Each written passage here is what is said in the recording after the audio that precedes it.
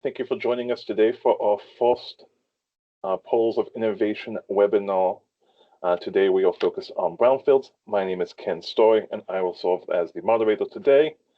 We are the East Central Florida Regional Planning Council. We are one of 10 planning councils in the state of Florida. We were founded in 1962. This is the first of 5 webinars. We're excited to launch this monthly series, providing insights into various projects that are positively impacting our region. Our 2025 lineup features several award-winning initiatives that have been recognized nationally for their innovative approaches. We kick off the series today with our brownfields, and then this summer we turn our attention to our crucial community risk and vulnerabilities. In August, we look at food systems for urban planning, one of 6 initiatives nationwide to be featured in NATO's Regional Food Systems Best Practices website. And then we conclude in September with the Climate Pollution Reduction Grant and our region's Climate Action Plan. I'll now introduce today's panelists. We have Trey Hess. Trey has over 30 years of experience as a brownfields regulatory and consultant, and was the recipient of the Brownfield Groundbreaker Phoenix Award in 2023. Our Director of Economic Development, Luis, has over 22 years of experience working in fields of planning and economic development, and he was inducted into the Fellow of the American Institute of Certified Planners in 2022. Vanessa is our planner too, and has over 25 years of experience working on permitting and environmental planning. And last but not least, Edwin Rivera. Edwin has been at the council for 5 years, and as of this weekend is a proud graduate from UCF with a master's in urban and regional planning. Congratulations, Edwin. Today, we will begin with a short welcome, then go into what brownfields are, look at brownfields from a community planning perspective, then look at some case studies, and finish with a short Q&A session. And with that, I will hand it off to Trey.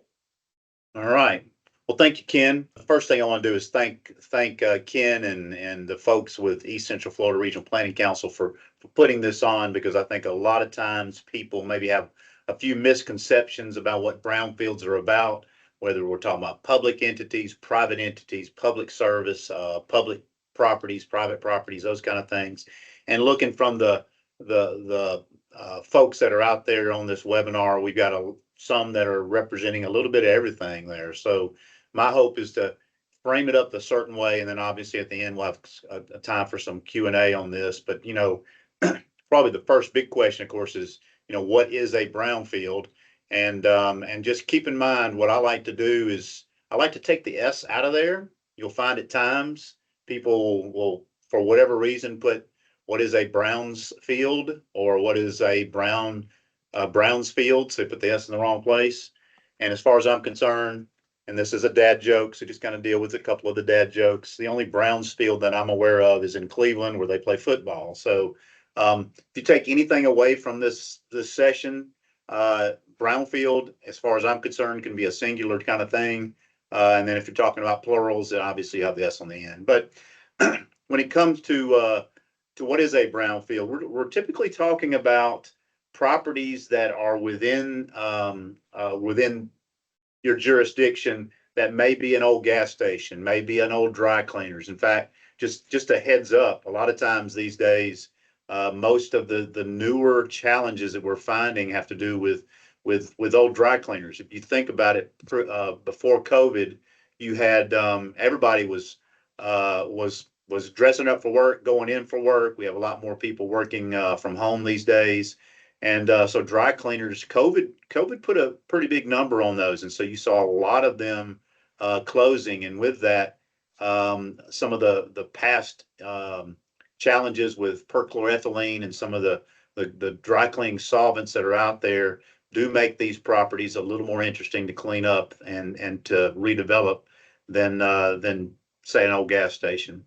But they may be, we have one project in Mississippi, an old golf course, the old maintenance shed where they have pesticides and fertilizers and just maintenance associated with some of the equipment. You may have some of those challenges there. And then obviously overdoing it with with pesticides and herbicides or fertilizers sometimes make the challenge itself a big challenge for everybody.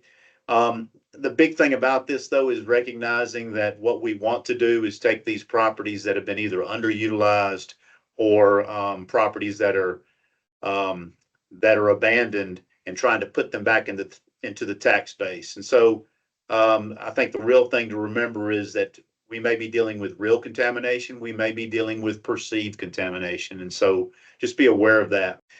Here's a couple of examples that we've got. You know, if you go, I'm a big fan of going on a brownfield hunt, and LoopNet's a great source of that, but you can just go through there and recognize that on LoopNet, which is commercial real estate out there, you can really click on commercial or industrial properties and see which ones are for sale. And a lot of those, particularly in the jurisdiction of the East Central Florida Regional Planning Council, they may have a pretty hefty purchase price associated with them. And obviously whatever we can do to help facilitate that redevelopment, if it means doing some assessments, addressing some of the uncertainties with those properties. Obviously, banks need to know that they're not loaning on a lemon, so to speak. But these are some examples here, whether it's a former gas station, it may be an old manufacturing facility, it may be simply an old commercial piece of property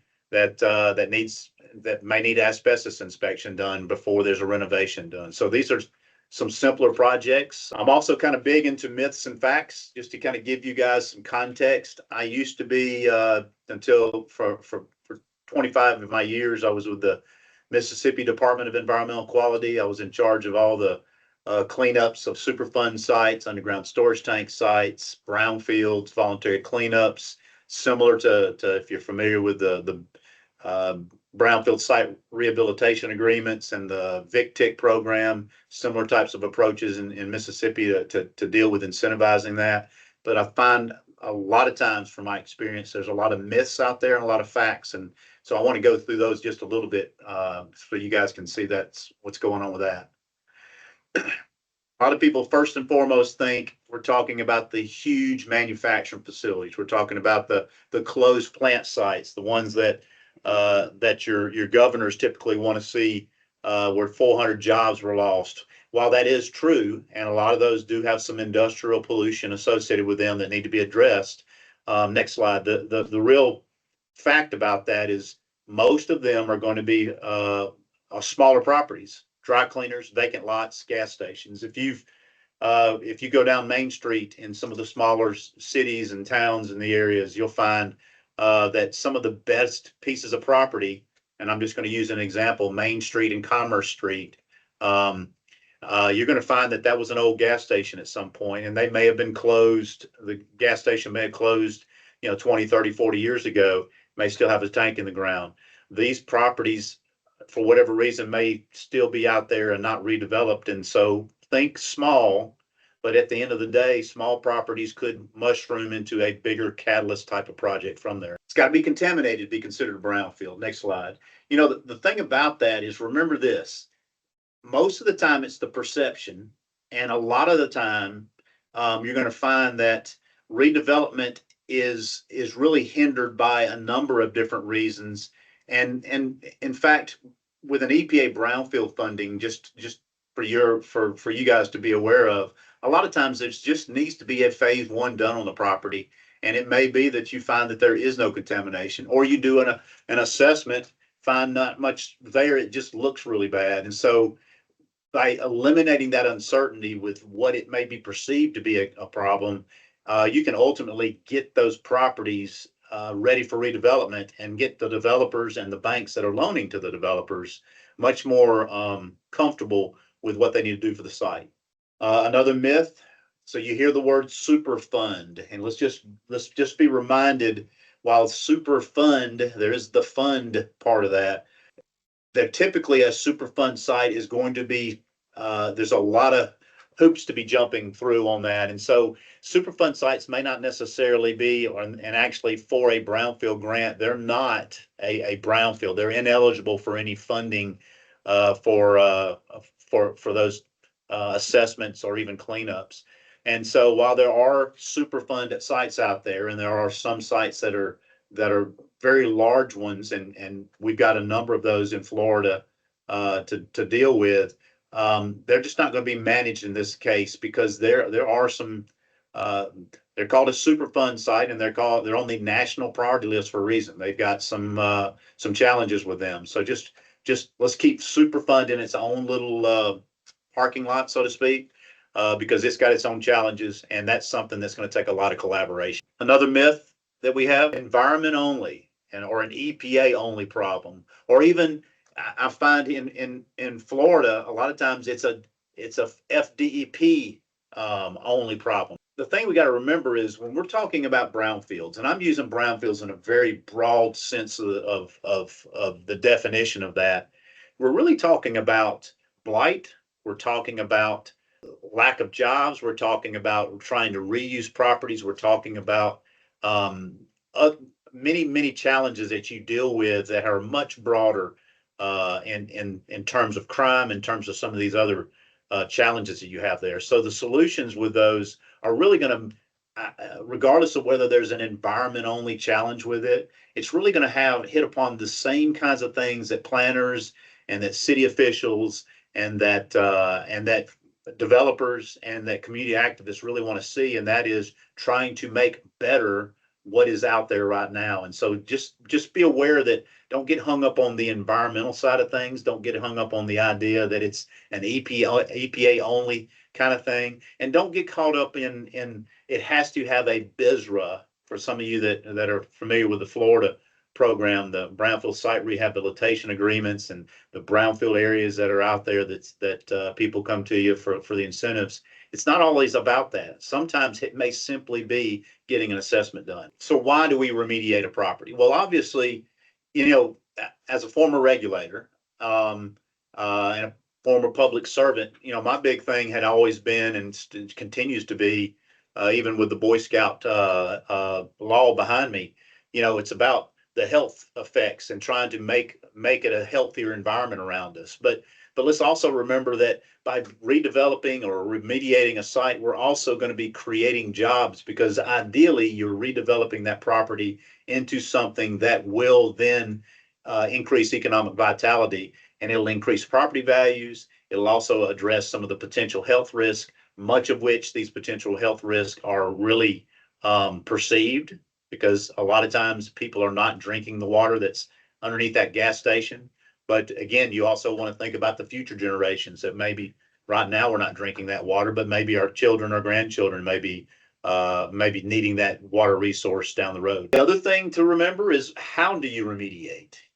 One thing about brownfields is that it's about the risk. And there's a financial risk side of things. There's also an environmental risk side of things. And the best way to eliminate risk is to first remove the contamination there. And so excavation of soils may be something to deal with there.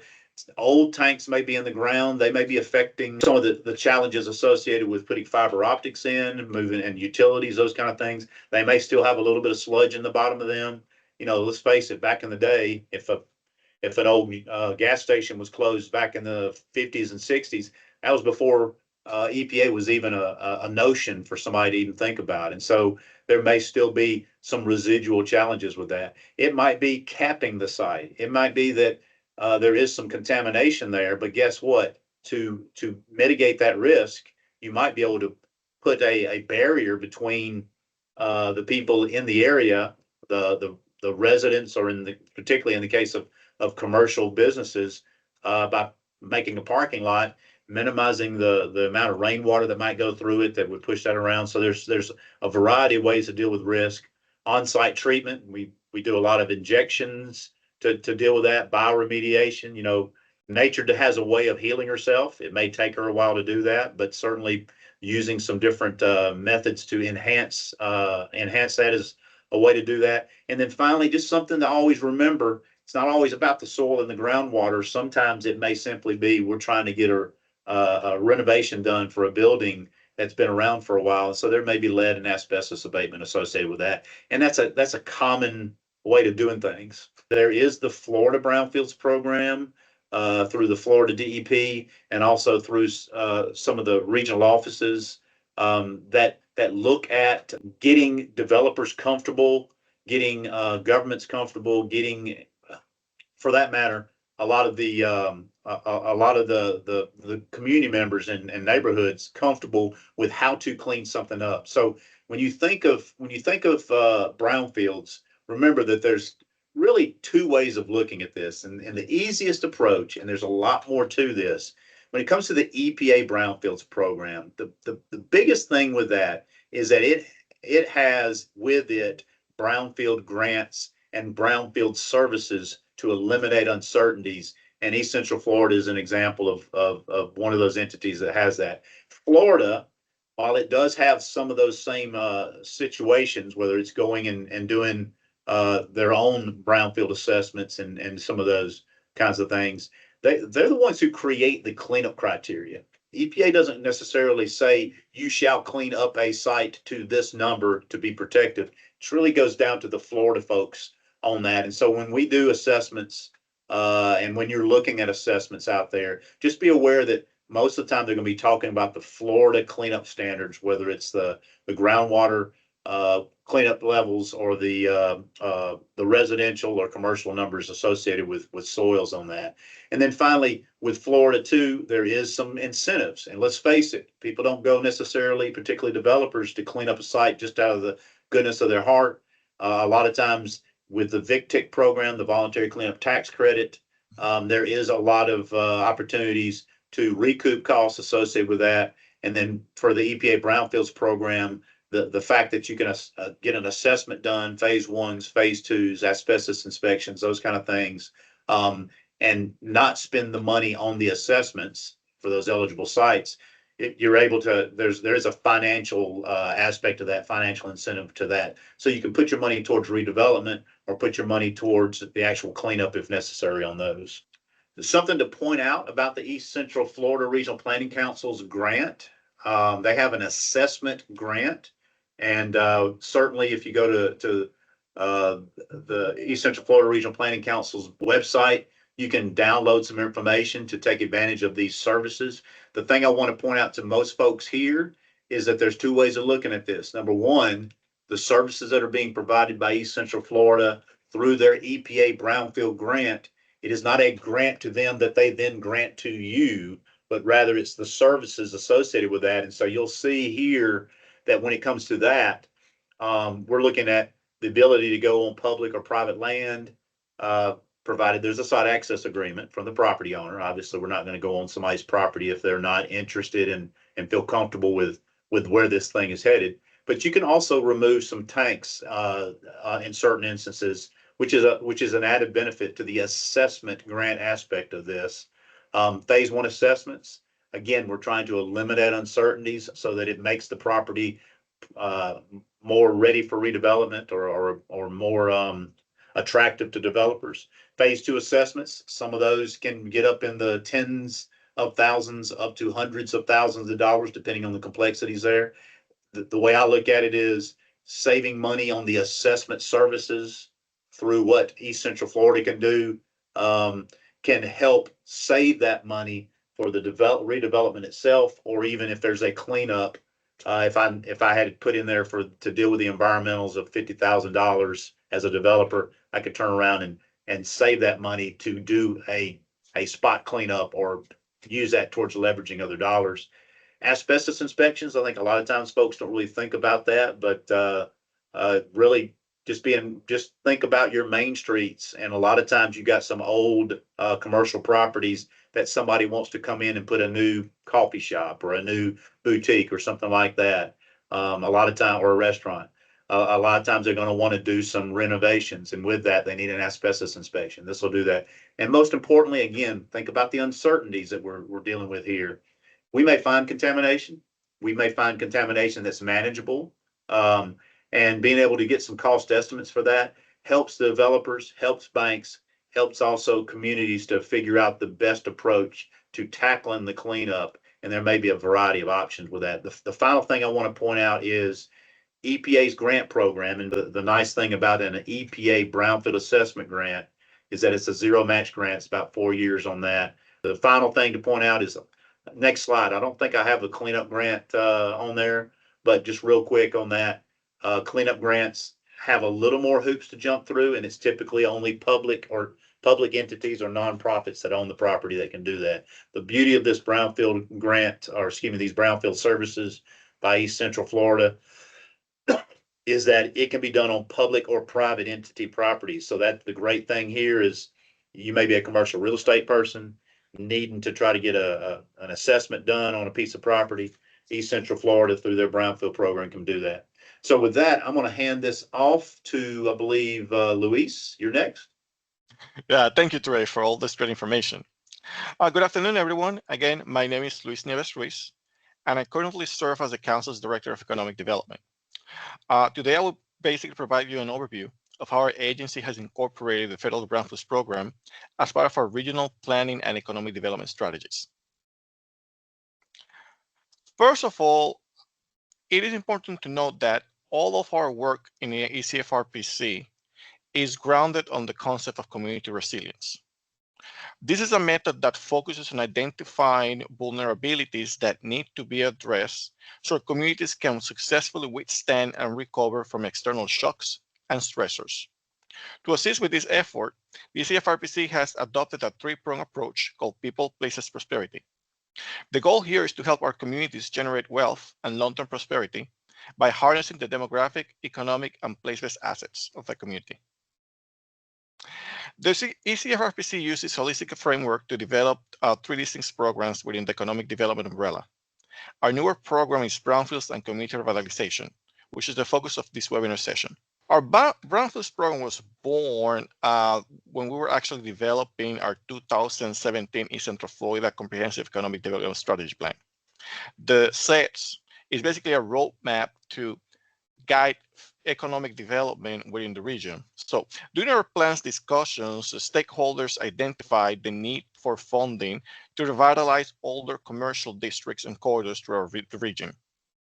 Our main concern at that point was the Orange Blossom Trail US 441 corridor, which traverses 3 Central Florida counties.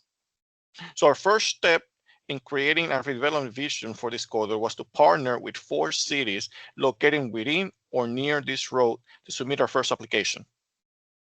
This first submission was actually a stepping stone for the development of a regional brownfields program. I believe that very firmly that one thing that distinguishes our program from similar ones across the state is that we're very comprehensive. Much like Daniel Burnham, our goal is not to make little plans, but to develop a big, bold redevelopment vision for our community. I had this conversation with other partner agents, and I was talk to them that there's that big difference between just aspiring to win a grant. It looks good in your resume, and it's great, but that's like a one-time thing, versus actually developing a real program. So when we were considering our first submission, we always knew that this was going to be our first step to create a long-term strategy for redevelopment in East Central Florida. This vision also included intentionally melding our interest in brownfields redevelopment with other practice areas within our organization, including economic development, resilience, and food systems planning. After many tries, and I have to say after many of them, because we're being real here. After many tries, we were awarded our first $600,000 Brownfields Coalition grant in 2021. Since then, the Council has been able to attract another $1.6 million in funding and technical assistance to our region. This was all accomplished in less than 3 years.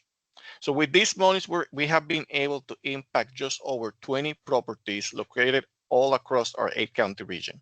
Based on my experience managing these brownfield programs and being a planner for over 20 years, I believe that we can distill the benefits of the Brownfields program for planners into 3 main principles. First, the Brownfields program can be a good conduit to develop strong partnerships with other local governments and nonprofit organizations, and also use this to further your planning work. Being a regional planning body, and this was one of our advantages we had, was that we were able to serve other areas besides the regional coalition cities. So in 2022, we were asked by the University of West Florida to assist this small nonprofit called Little Growers to conduct a phase 1. This is a small urban agriculture nonprofit. So the organization's mission actually fit very well with some of our priorities areas in food systems planning and economic development.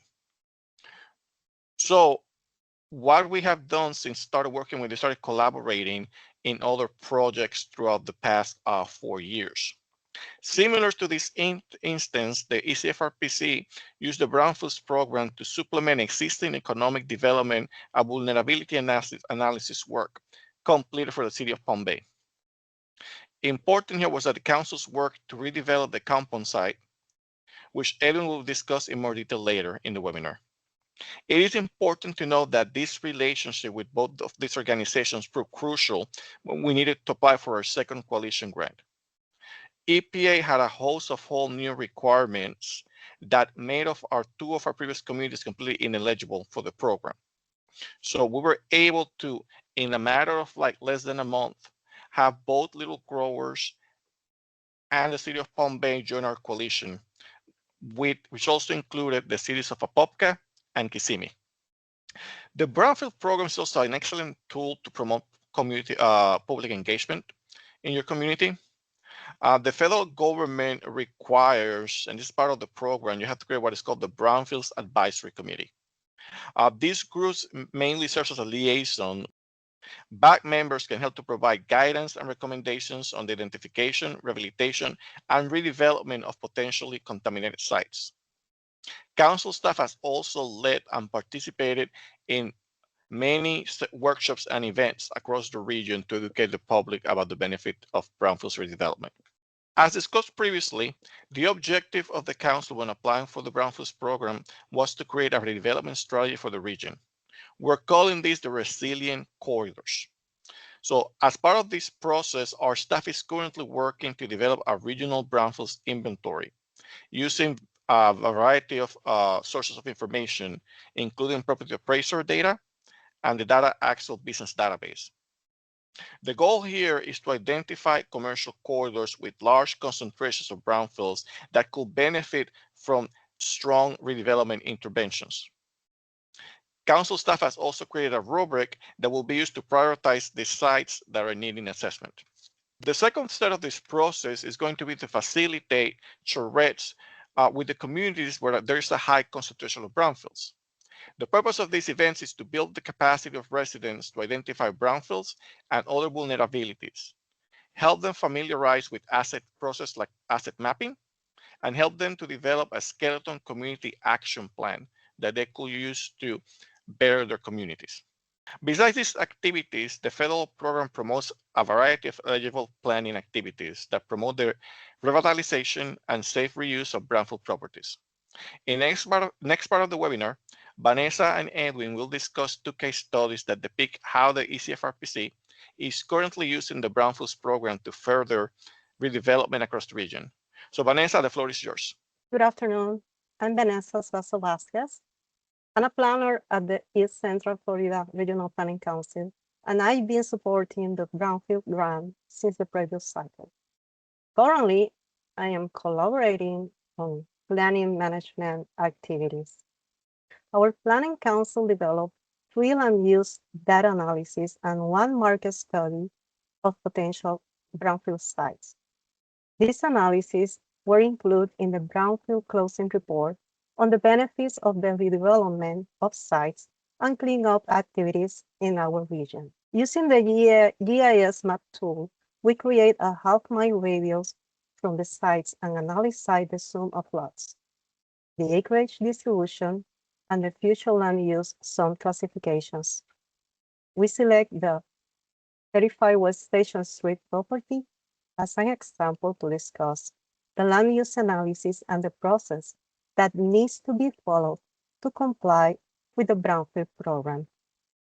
The sum of lots within this radius resulting in 168 lots distributed on over 35,000 acres, which were categorized into 4 future land use classifications: commercial, residential, institutional, and industrial. The largest percentages of the land use analysis correspond to industrial uses. This is 52% and 45 lots. Followed by residential classification, there are 30%, 44 parcels. The next 10%, 58 lots, are classified as commercial uses. Next, 4%, 70 lots are industrial land. And we add a fifth classification representing an additional 4%, or 4 lots, under vacant lots, where property owners represented the whole industry and residential building development. The land use assessment exercise, in combination with environmental assessment, examines the neighborhood behavior of the brownfield site and brings the possibility for revitalization. In this case, the West Station Street site. This site covers about 1 acre of vacant undeveloped land left over since the mid to late 1990s. Historical records show that there were 2 structures on the property from 1947 until the early to mid 1990s. They were classified under institutional use, including religious assembly, preschool, and childcare services. A phase 1 environmental assessment identified 3 neighboring properties with potential pollutants that could impact the West Station site. A former laundry facility with dry cleaner services located at the east and operate between 1924 and 1945. During this time, the use of petroleum-based dry cleaning solvents were common, which may have contributed to groundwater contamination and vapor migration. The second is a former dry cleaner, also located to the east, operate from 1969 to 2001. The Florida Department of Environmental Protection records indicate the existence of one above ground storage tank, AST, used for the same petroleum-based dry cleaning solvents. And the third one, the last property, a former automotive repair facility west of this site. It's common for auto repair facilities to use hazardous materials such as antifreeze, oil, gasoline, solvents, and degreasers, which represent a potential risk for vapor and groundwater migration. Y'all remember from the slide before, the subject property on here, you'll notice that there's not much to it. And a lot of times folks don't realize that it may not be that the subject property that you're doing the assessment on has the challenges associated with it. And as Vanessa pointed out, you'll see these 3 properties around it. And obviously, sometimes people get developers and banks and others are a little concerned or very much concerned about what impact these adjoining properties may have on the actual subject property. So you'll notice in some of those number 5 legend, you'll see REC. Anytime you guys see a phase 1 assessment with the term REC, a recognized environmental condition, that means that it needs to be looked at just a little bit closer. And so what we did was we worked towards a phase 2 to address these off-site potential challenges associated with the on-site piece. Just be aware that it may not be your site that's the challenge. It may be something that's around them. Thank you, Vanessa, for giving me a minute to talk about that. No, thank you, Trey, for explaining that. On this slide, we share the process conducted by the consultant, Trey. Following EPA regulations, phase 1 contains the historical records and site reconnaissance, concluding that these 3 facilities have potential solvents that will affect in the vacant lot area. Phase 2 environmental assessment. During this process, water and soil samples were taken and analyzed by a laboratory facility, which report that groundwater sampling did not exceed the cleanup target levels for the temporary well sample. However, one soil sample had a concentration of the hydrocarbon benzoate above the residential direct exposure soil cleanup target level. Benzoate is a carcinogen found in the petroleum, oil, and gas products. Before any future residential development, soil resample is necessary to comply with the regulation. On the other hand, if the future use is other such as commercial, then no further action is required. City of Apopka established the Community Redevelopment Agency District to improve revitalization and allow mixed-use projects within the downtown area. At this time, the city is in the process of redeveloping the West Station site into a mixed-use project of 54 apartments across 2 3-story buildings. In addition, this project proposal includes a parking lot facility, a public space such as plaza, containing restrooms, green space, and parking spaces for food truck business. The CRA district applications require proper evaluation and consultation with the council board and the planning department of the city. During the new Brownfield grant cycle, the city of Apopka is a Brownfield Coalition member. One real important thing to remember, folks, is that Florida DEP has a role. And if you remember the slide I had about Florida program and the EPA program, we're actually working with the Florida DEP's Brownfield central office, as well as their petroleum program, because there is a petroleum site being remediated there as well. So there's a lot of coordination that needs to take place between the city of Apopka, who owns these properties, East Central Florida, and the planners and Vanessa and Edwin and Luis on some of the redevelopment aspects of this and the planning aspects. And really, it's one of these things where we all work together to try to tackle those really important pieces of the puzzle because of the challenges with different programs and different roles and responsibilities. And for me, as you guys can probably tell, I like to do a lot of talking and a lot of discussion, because I think you learn more about this and you also get a better understanding of what the challenges are ahead.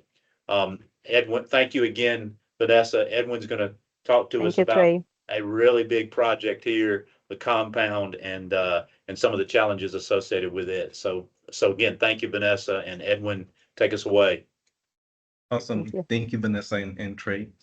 All right, so it's my turn now. Hello, everybody. My name is Edwin Rivera. I am a Planner 1 here at the East Central Florida Regional Planning Council. And as Ken said earlier, a recent master's graduate at UCF in urban planning. So I'm excited about that. Today, I'll be going over the process of one of our projects, the compound in Palm Bay, Florida.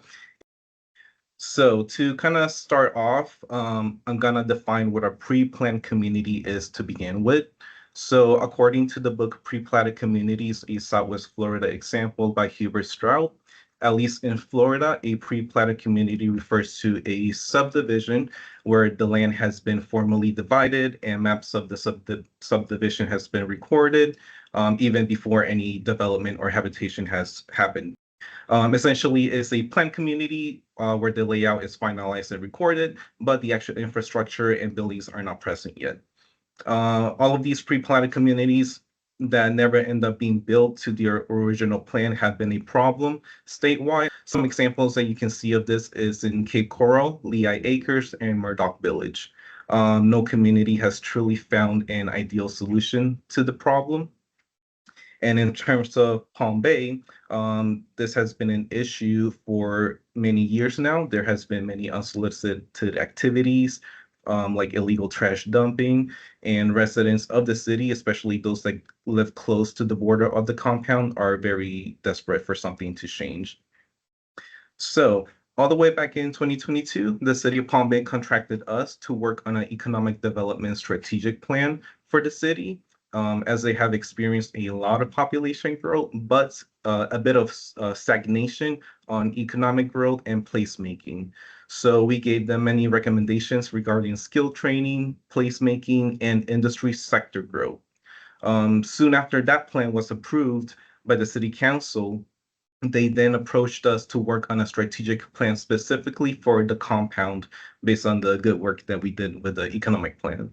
So this slide is just showing you a bit of the context of the area that I'm talking about. Within the city boundary, it is located on the southwest corner. When looking around the boundary of the compound itself of this pre-platted community, on the north and east, we have a mixture of undeveloped land and scattered single-family residential homes. To the south, we have a large property owned by Will Brooks Farms. And on the west side, we have the Three Forks Conservation Area. In terms of findings, during our existing conditions analysis research, we found the following main issues were presented within the compound. There was an absence of a north to south road connection. Currently, there's only 2 entry points on the east side of the compound, just a one-way single lane.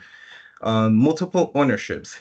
There are 5,023 lots and over 2,755 owners. This creates difficulty in being able to develop a large project or large development within this area. Curvilinear street pattern. So even though the existing road layout is decaying, the street pattern is very curvilinear with many twists and turns and a lot of cul-de-sacs. So this makes it, once again, hard to develop projects on the go. A reorganization of the street layout will have to occur before any development lands here. Since this pre-platted community was mainly carved out for single-family residential homes, most of the parcels are too small to insert what we typically think of in terms of commercial or industrial development. Purchasing these lots to combine them is one of the best options and recommendations that we give to the city. In terms of the concept plan, we focus on identifying the following: large parcels and contiguous property ownership. Large parcels and properties that have continuous ownership will be the easiest to select and begin development.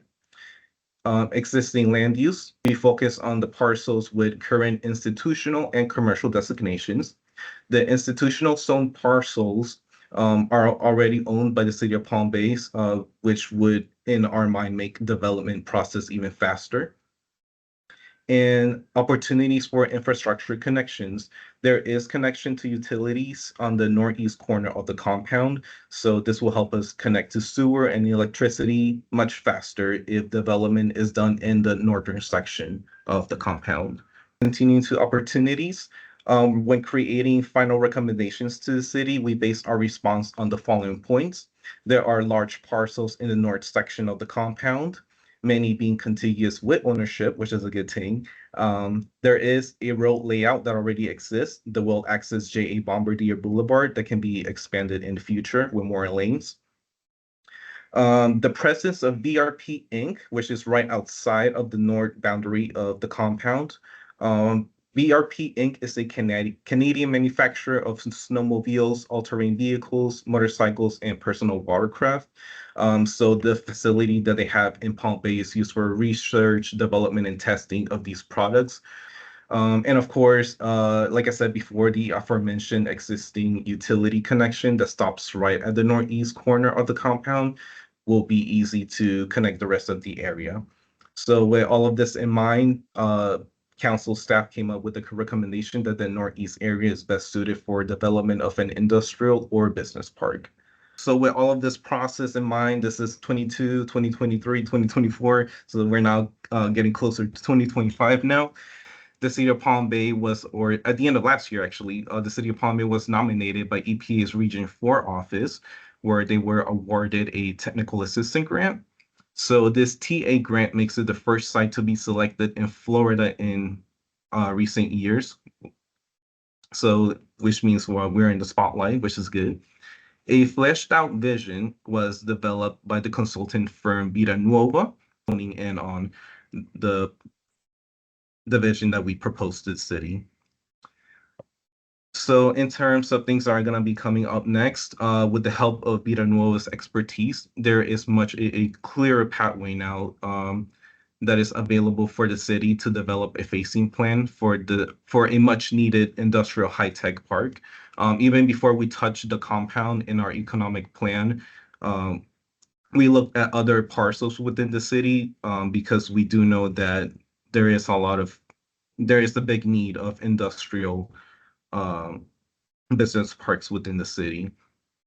So the next step then, at least on our side, is to generate a high-level financial analysis to understand the project's economic impact in the city and the surrounding metro area. And then we will also use the REMI PI Plus model to perform the economic impact analysis of the phasing plan. And simultaneously, the council, along with PPM, will begin to conduct a phase 1 and phase 2 assessment when necessary and within the compound. Just Yes.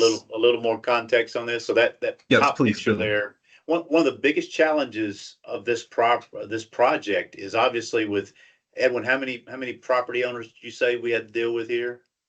About 3,000. 2,700 or so, yeah.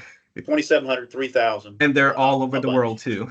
They're all over the world. So, All over so the- yeah. obviously the biggest challenge is to try to get all of that to coalesce, and with so many different competing interests on that, that's obviously going to be one of the bigger challenges here. And one of the most immediate challenges is it is a wonderful place. I shouldn't say wonderful.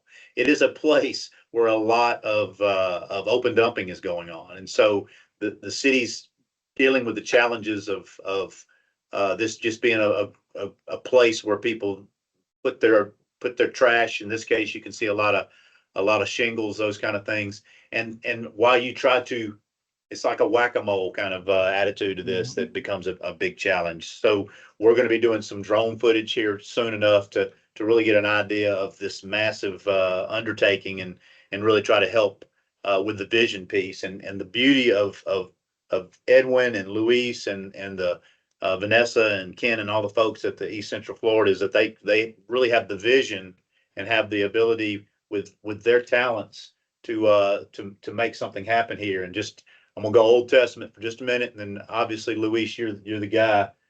Proverbs 29:18, where there is no vision, the people perish. So just be aware, a lot of this planning, a lot of the vision, a lot of what the planning commission can do, the council can do, and such really dictates where things go from there. And so we're excited for the challenge, because this is going to be one of those very interesting challenges in the next activities coming up on this. So we have a few different questions here. The first one is for you, Luis. This was one that was emailed in earlier. Thank you, Lee. He wants to know some details about, you said that this was not the first time you applied for the grant, and in the past you were not successful. So what changed between the unsuccessful and the successful attempts at this grant? Yeah, this is really interesting. I'm gonna first give you some context, because I always tell people this story. During one of the times we were actually applying for the grant, we were having some technical difficulties between, like, our computers. Sometimes we're not talking between PPM and us, and we knew the grant was due that Thursday. I had been invited to basically go to St. Pete for the Ed Cultura Festival, where I was supposed to be one of the presenters the next day. And they even had paid for the hotel and everything. But we actually found out that after all that work, it was not really going through. I had to leave work and basically grab my bags and then come back at night. I didn't leave until after like almost 9 o'clock, like for St. Petersburg, and we still didn't get the grant. So this is a very difficult process. Brownfields can be a very technical application. I think that, first of all, our concept was good.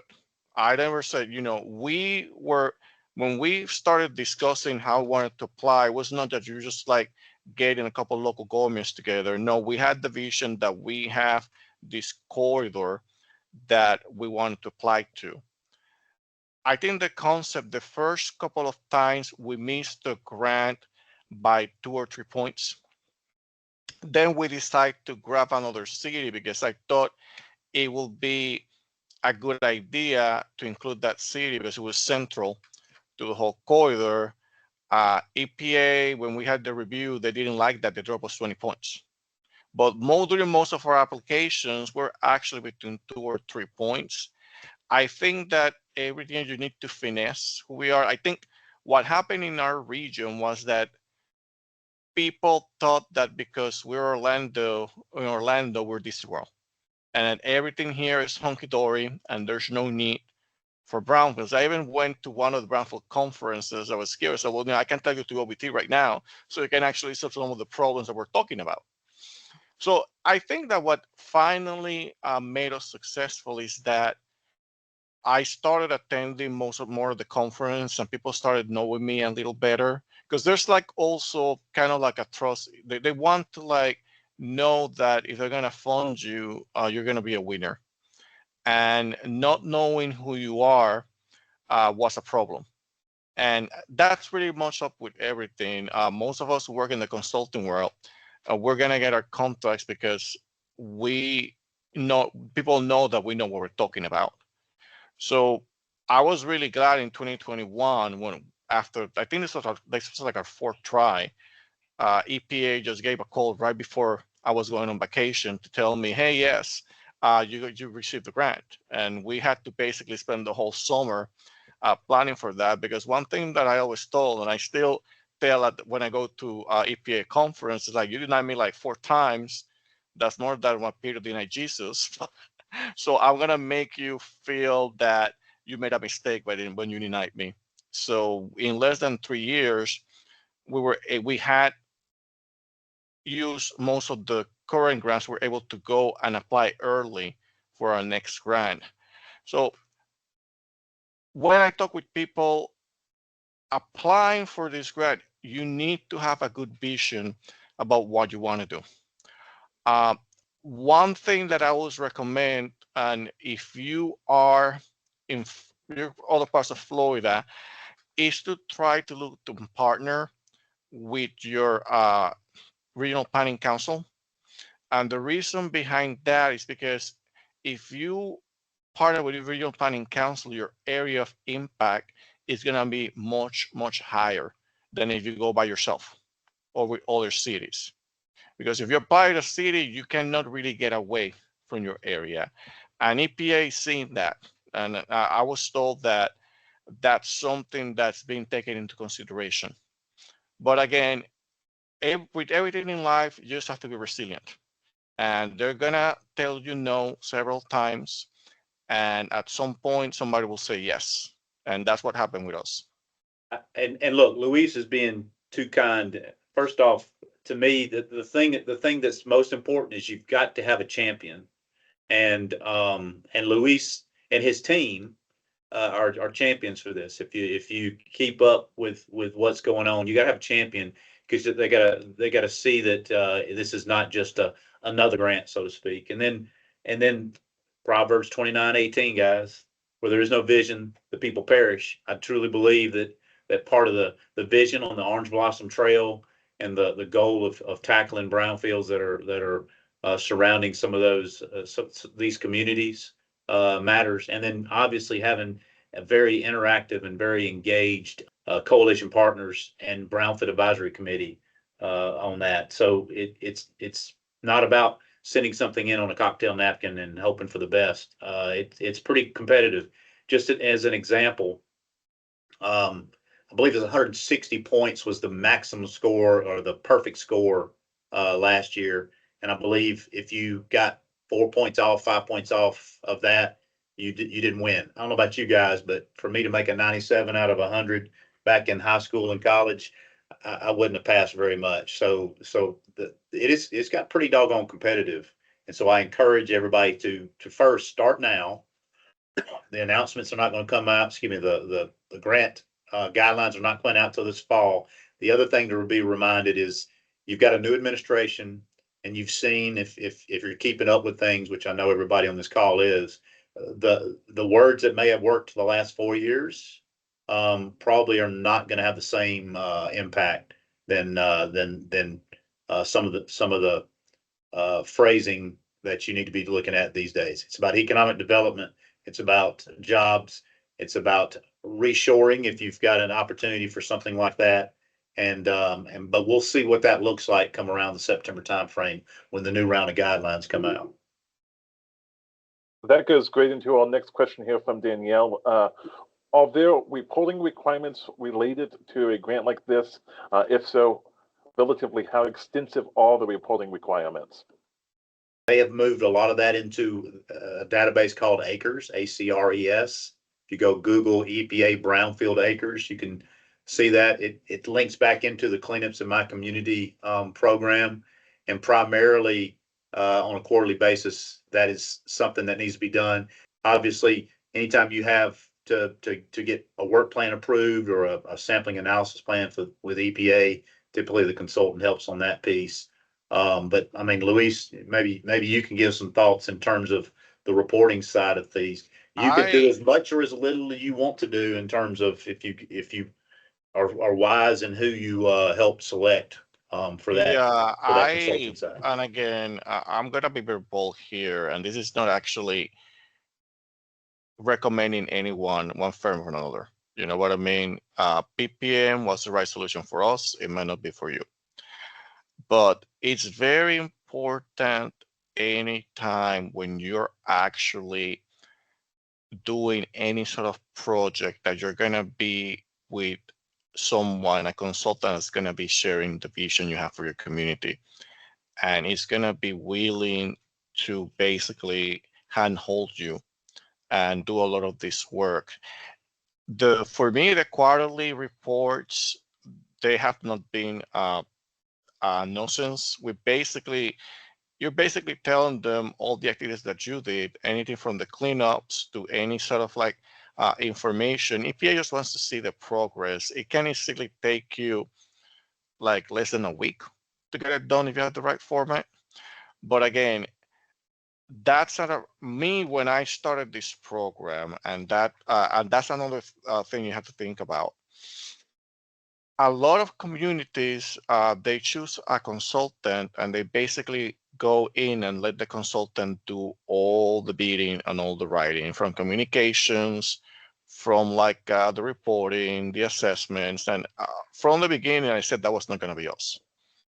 And I used this program to build capacity with my staff to actually be able to produce this work. And while we do rely on trade to help us with a lot of reporting, when it comes to public engagement, when it comes to redevelopment planning, that pretty much is us at the council doing that work.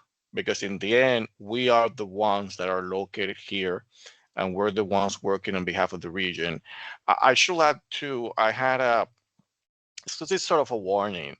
I knew of a community that applied for the same grant, and it was really interesting because they basically let their consultant do all the work. And in my opinion, they had this huge redevelopment area, and the person the company contacted us to conduct a phase 2. And I was like, there's no way I can have you do a phase 2 when they have their own grant. So that tells me that, you know,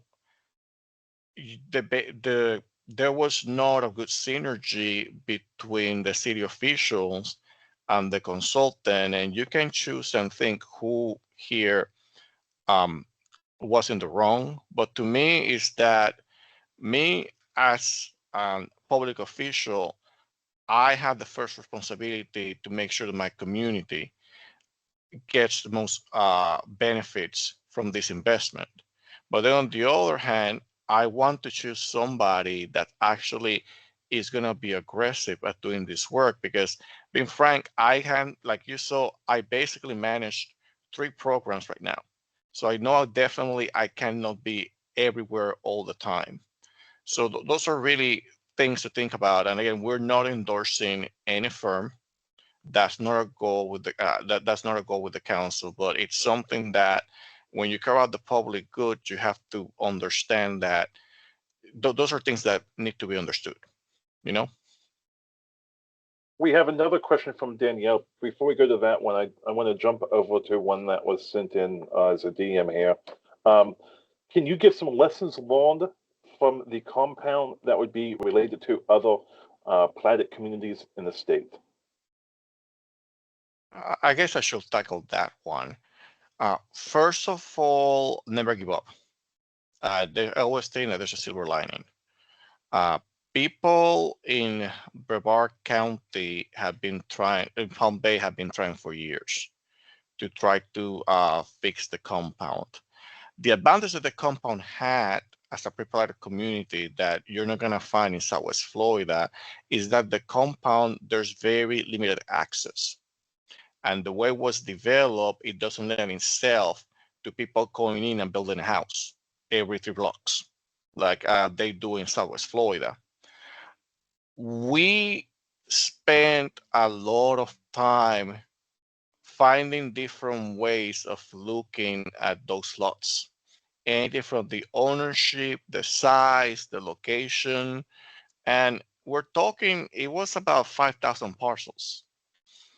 So what we found out was that the situation was that a lot of people have been able to amass large parcels of land, but it was land that was very disconnected and disjointed.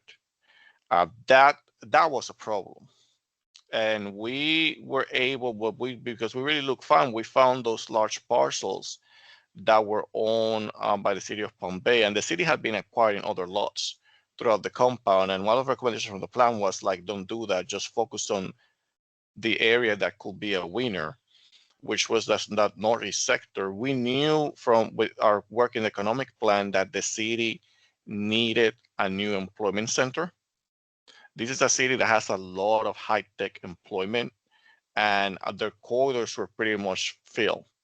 So we started this search. We knew that our first option was to look where their employment site could be located. And that speaks about the vision. If you don't have, you need to have a vision about what that pre-platted community could become. And then you work out to make that vision a reality. It was really interesting because what had happened with the compound and happens with a lot of these communities, we did a case study search. So this is actually, I'm informed when I'm saying this. A lot of people have been trying to throw spaghetti at the wall approach to see what will stick.